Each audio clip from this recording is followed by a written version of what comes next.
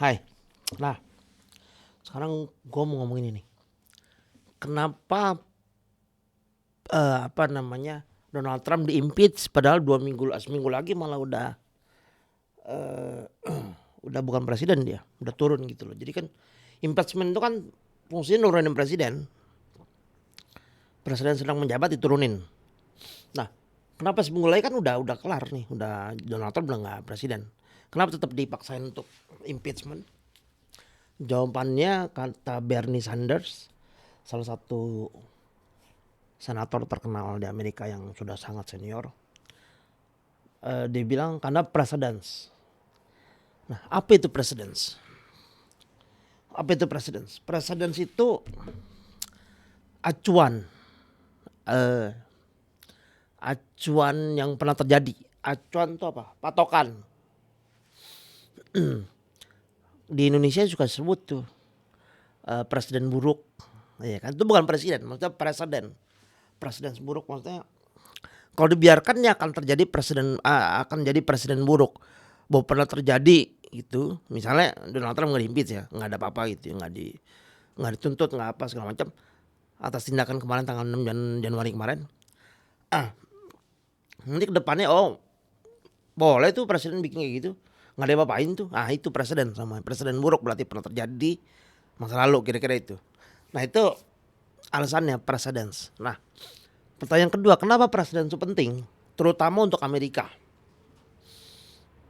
Terutama untuk Amerika. Ya kan? Karena kalau di Indonesia tuh ya sekedar itu aja, presiden tuh sekedar itu aja gitu loh.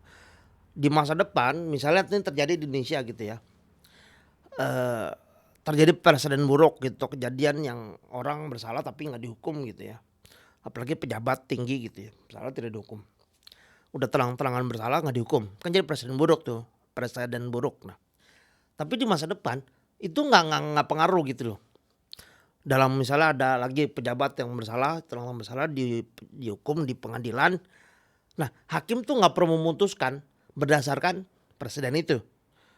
Nah, tapi beda di Amerika. Kenapa? Karena sistem, oke kita bicara gini, sistem hukum Amerika berbeda dengan Indonesia. Jadi sistem hukum di dunia tuh ada dua yang terkenal itu. Pertama Anglo-Saxon, itu dari Eropa, dari Belanda, Anglo-Saxon.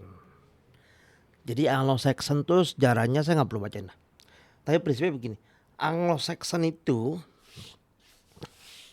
simpelnya pelanggaran hukum itu bukan pelanggaran kalau nggak ada undang-undangnya. Jadi undang-undangnya harus ada dulu, baru itu disebut pelanggaran. Kalau nggak ada undang-undangnya itu bukan pelanggaran. Misalnya mencuri gitu. Kalau mencuri nggak ada undang-undangnya itu bukan pelanggaran pidana. Kira-kira itu. Jadi harus ada dulu undang-undangnya. Itu Anglo-Saxon. Itu dari Eropa, itu yang kita pakai di Indonesia. Jadi Indonesia itu Anglo-Saxon. Ya, bedanya kalau Amerika itu bukan Anglo-Saxon. Tadi saya bilang ada dua sistem hukum yang besar di dunia ini. Pertama tadi Anglo-Saxon, yang kedua itu namanya civil law, hukum rakyat. Sejarahnya saya nggak perlu bacain, tapi gampangnya begini, civil law itu dia nggak ada undang-undang, ada peraturan. Jadi dia nggak berdasarkan undang-undang, ada peraturan yang bisa diganti, yang bisa berdasarkan bukan keadilan tapi kemaslahatan umum gitu. Misalnya peraturan lampu merah dilarang terobos gitu, itu kan peraturan lalu lintas kalau di sini sebutnya. Nah, dia bukan undang-undang, dia bukan undang-undang. Nah, dia pakainya civil law itu precedence. Contoh, makanya contoh ini juga membuktikan perbedaannya. Contoh kalau di Indonesia kan nggak bisa kita kepleset di McDonald, misalnya you lagi ke McDonald, you kepleset nih, karena orang McDonald ngepelnya nggak bener, belum kering, terus nggak dikasih pelang yang kuncung segitiga itu, ya kan? You kepleset di McDonald. Kalau kepleset, kalau kejadian di Indonesia nggak bisa dituntut kan McDonald kan, kalau sekedar kepleset, kecuali kepleset tuh patah kaki, patah tangan walaupun nggak mungkin lah. Tapi kira-kira begitu kepleset biasa aja begitu. Nggak kenapa-napa, cuma sakit sedikit aja. Kan you nggak bisa nuntut McDonald di Indonesia. Kenapa? Karena nggak ada undang-undangnya. Boyu nggak boleh kepleset di McDonald kan kira-kira gitu atau di apa outlet makanan lah sebutnya kan kategorinya mungkin begitu ya McDonald tuh. Nah, tapi kalau di Amerika, you kepleset di McDonald, McDonald bisa tuntut. Kalau nggak dikasih untung ya, kalau dikasih untung kan nggak salah dia kan udah kasih untung. Awas apa basah gitu, awas licin gitu katanya. Kalau dia nggak kasih kuncung, you kepleset di McDonald, you bisa tuntut McDonald. Dan gede 50.000, 100.000 gede banget. Nah, padahal cuma kepleset biasa tadi. Kenapa? Karena dia nggak pakai undang-undang, dia pakai precedence. Oke, kita lanjutin. Misalnya dia kepleset dia menikah, you nuntut gitu ya, 50.000 dah pakai pengacara. Gitu. Biasa pengacara mau nih. Kenapa pengacara mau? Karena bagi dua hasil nanti. Kalau 50 ya mungkin yang kepleset yang nuntut itu you itu dapat 25.000, pengacara 25.000 kan nggak apa-apa juga. Nah, banyak kejadian tuh. Nah, kita lanjutin itu ya. You nuntut pakai pengacara ke pengadilan. Pertanyaan gini, pengadilan memutuskan bahwa oke, McDonald harus bayar 50.000 gitu. Misalnya tuntutannya 50.000 ya. Atau McDonald harus bayar 40.000 gitu ya. Berdasarkan apa? Kan kalau di Indonesia dengan analog Saksam berdasarkan undang-undang, makanya nggak bisa tuntut. Karena nuntut juga percuma. Ntar hakimnya nggak bisa memutuskan. Ini nggak ada undang-undang, yo nggak boleh. Putusin pun ya udah ditolak gitu. Nah, tapi kok di Amerika berdasarkan apa yo kalau kayak gitu? Berdasarkan presiden.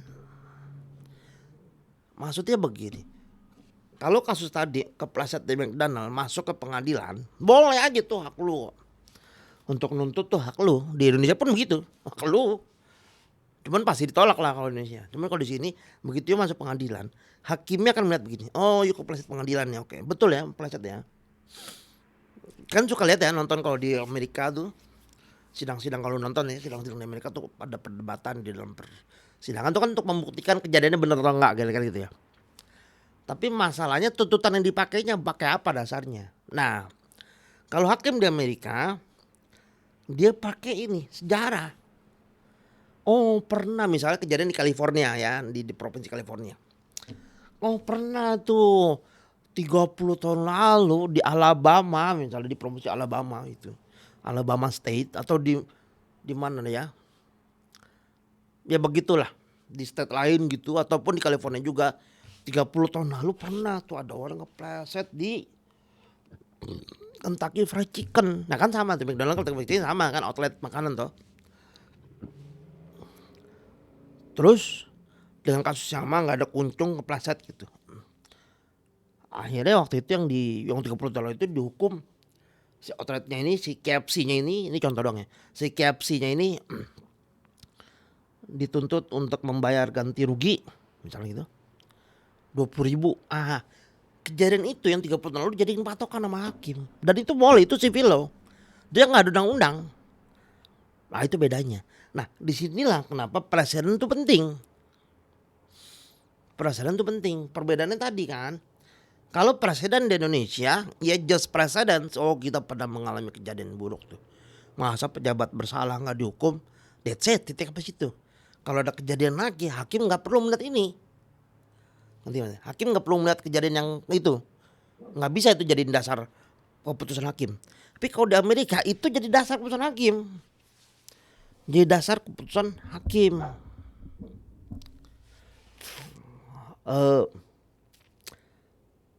Mengacunya dasarnya betul-betul nggak ada undang-undang gitu loh.